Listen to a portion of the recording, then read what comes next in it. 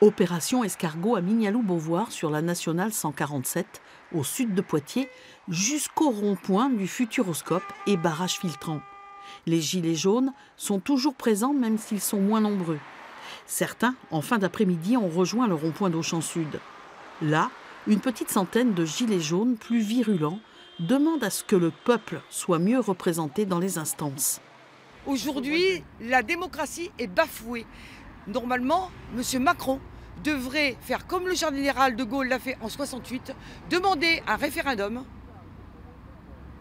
poser un référendum et quitter son poste dans le cadre où il ne serait pas validé.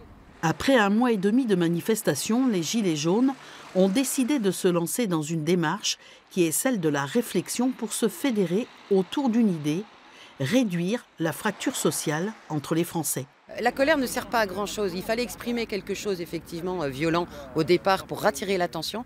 Mais nous sommes tous des citoyens responsables, n'en déplaise au gouvernement. Nous sommes des gens qui réfléchissons, nous sommes des gens qui vivons un quotidien difficile. Et ce que nous souhaitons faire passer comme message, c'est que oui, nous réfléchissons, oui, nous avons des choses à dire, oui, nous avons des propositions à soumettre et nous souhaitons qu'ils les entendent. Être entendu par le gouvernement à travers un référendum pour les uns ou encore un dialogue pour les autres, c'est une question de justice, d'égalité et de dignité. Le mouvement continuera tant que le gouvernement n'entendra pas les Gilets jaunes.